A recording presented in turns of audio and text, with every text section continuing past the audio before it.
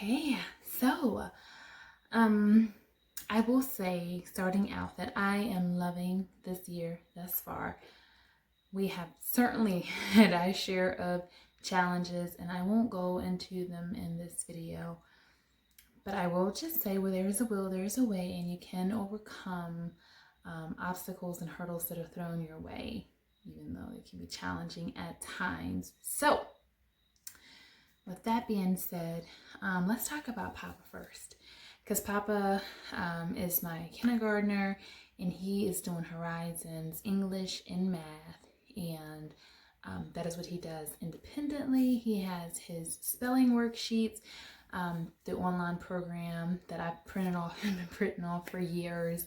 And so he gets his spelling words each week, and so he works on those. So those are the three things that he does every day without fail. Let me just tell you, he is doing phenomenal.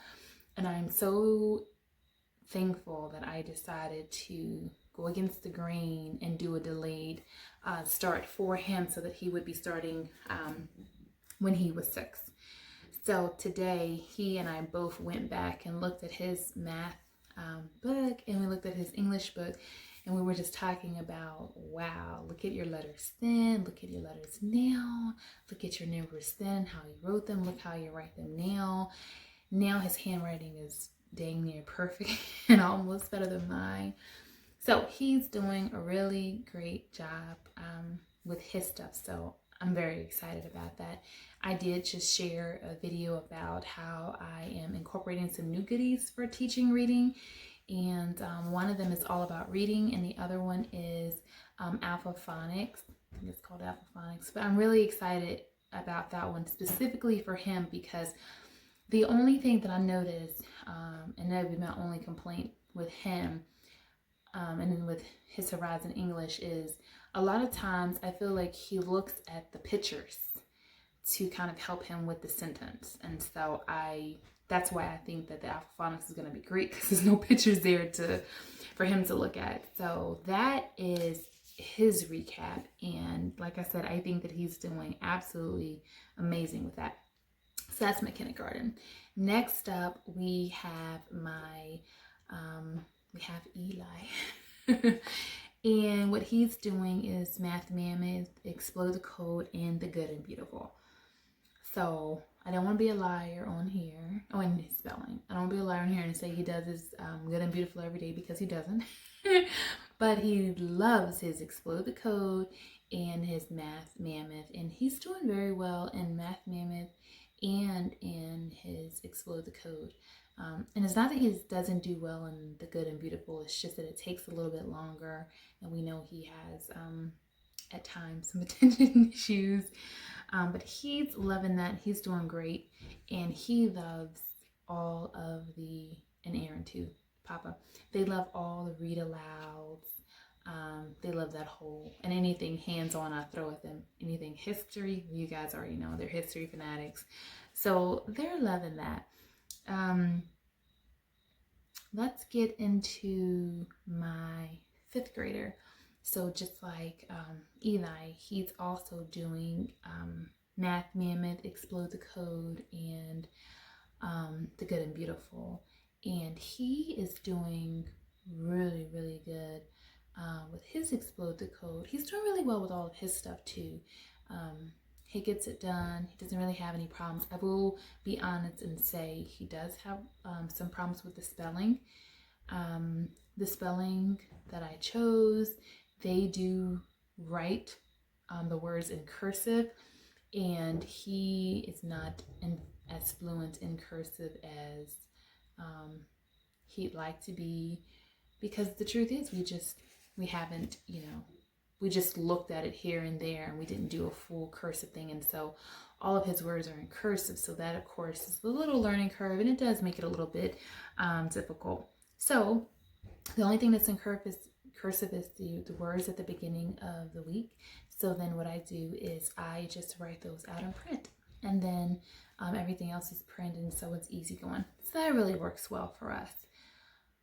Okay. So the spelling in cursive was the only con that I had. Like I said, the Math Mammoth, Explode the Code, Good and Beautiful, Horizons, all beautiful. And you guys know I use Horizons with my first and some of the other ones, so we didn't have any problems with that. Now, we are loving all the read alouds, all of the books, all the projects, all the games, all the hands-on, all the crafts, all that stuff. And we're doing My Father's World this year, and the stories are amazing. They're interesting, they're captivating, they hold my attention, the guys' attentions. So we're really excited about that. So we're just finishing up Tales of the Kingdom. Great book. And we read God Speaks Numaing. That's part of the curriculum. Very great as well. Doing one of my history hauls, I bought in that pack of stories with history. So we have read a couple of those and done a few projects. And so we do those as read alouds. And also from the library, we have Wonder, and my oldest son and I are working through that, which really translates to he's reading it, and we're talking about it and discussing it like it's like, oh, okay, yeah, even though I haven't really read it, but he doesn't even know all that. And also we are all reading together The Wild Robot, so that is one of our read alouds as well. So all those things are really amazing and going great. The cons we are having right now, because we are having cons, and I'm going to be real about them. The library where we just moved to, it's just not, it's nothing like the library that we had in Harford County, Maryland. It's just nothing like it at all. So it's making me try ebooks and just using what we have, and I'm really just having to go without, because at this point I'm all spent out. I cannot buy anything else. Everything that I was gifted, everything is gone. So it's just, I can't buy anything else. The funds are gone. But someone did recommend to me that since my library, which I'm not going to share what it is, but since my library doesn't have it, they were saying expand it and maybe travel and go to another library. And I'm like, you know what? It may be worth it. You know, it may be worth doing that. So I'm going to look into going outside of my local area to their libraries and seeing if their libraries are any better. So that's my first con. The second con is, although all the other things are pretty much on top and going great and wonderful, I am moving a little bit slower with the science, geography, and music, and that's just on me. One, I got the charts later, not the charts, but I got the student packets later after we had kind of already started. So that was really on me. And yeah, so I just need to kind of pick that up a little bit. And so what I did was I wrote down a tentative Fun Friday where we just kind of, essentially, we're going to make up everything that we haven't done yet. But they don't know that, and they don't have to know that. But I'm just making it really fun and really cool.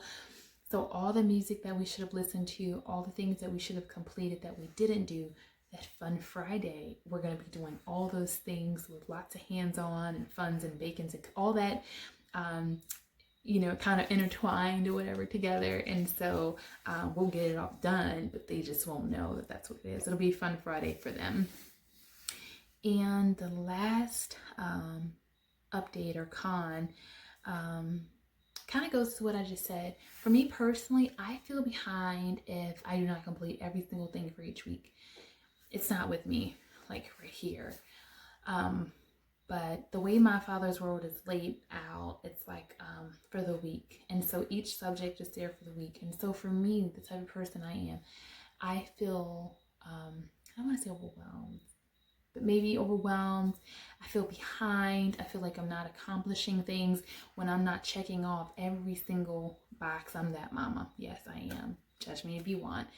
And so that is something that's really just bothering me. It's not my homeschool, but it's just me personally. And so again, what I'm doing to combat that is make sure I have those Fun Fridays or something like that, so that it's a time of like a relaxed, fun, hands-on time that I can get it all done. So I get my checklist, my things checked, which makes me happy. I know they're getting every single thing that they're supposed to get in their book, but then also it's presented in a way where it's a fun, hands-on time, so they're gonna love it. So I am going to attempt that, and I will let you guys know how that works for us.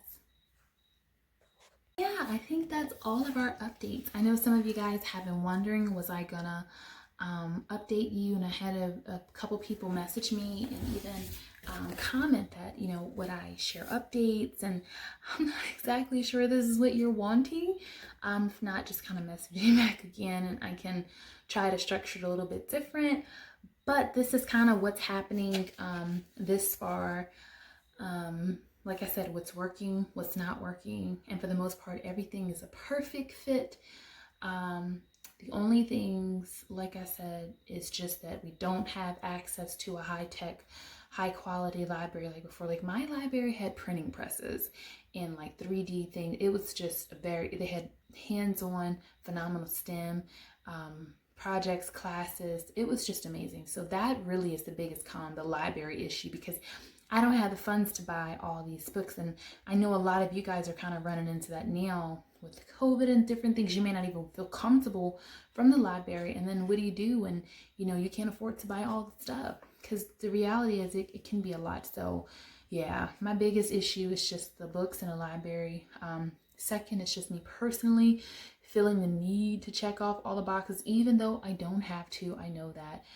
And so again, what I'm going to do to combat that is just have those fun Fridays where we catch up on everything that's we're behind in a fun way. And then last but not least, that was it. Those were our cons. So we'll just continue to, if you missed it, we are going to do a book year. Our goal is 250 books for the year. And that's, I think I mentioned before, that's like one book a week or something like that. So it's 4 books a month, and that's not bad at all. So I think that's a really attainable goal, and I'm super excited about that. And that allows us to kind of cycle back through our own library, since again, mine isn't so good. Because I have those beautiful books not to show, but really to read and to enjoy. And so we're loving the books that we're reading now. And since we've actually finished 2, when I finish it, the goal is to add another one in. And I've noticed that I haven't added another one in yet. And so I've been thinking like, what am I going to add in there? And I'm pretty sure it's going to be something history related, because the boys love all things history. But yeah, so how's it going for you guys? What are your updates? Are things working well? Are you having to do some changes? Is everything going the way you thought? Are you having trouble getting some of your books with libraries and things like that, or not? I do have a Kindle, so I am able to get some of the things, some of the ebooks that way or whatever. And also I have free time on the Kindle for the kids, so we're able to get a few books that way as well. So if you have any other suggestions or anything like that, let me know, and I'll be talking with you guys soon. I hope that you again are doing good, and if you're not, let me just encourage you that all you can do is be you. All you can give is what you have. And I feel like our children were given to us for purpose and for reason, and that we have the tools that that we need to be what we need to be for them. And so I just feel if we work our hardest, give our best, don't give up, don't get discouraged, we can be okay. And I think the biggest thing is not being overwhelmed. And that's what I wanted to share with you in this video. Not that everything's so perfect. Even though a lot of things are working for us, there are some things that are not working for us. But then I came with a solution. And so I think that's one of the biggest keys to not being overwhelmed, is trying to figure out a solution and keep working at it. And just because you have a solution and a schedule and a routine and all these things still doesn't mean that things are going to go perfect or go according to plan. There's still going to be mishaps, mistakes, misunderstandings. Children aren't going to like things. You're going to have sick days, all these things. But I just want to encourage you just to keep going, keep going, keep going, keep going. Don't give up. You've got this, mamas. I love you, and I'll talk to you later.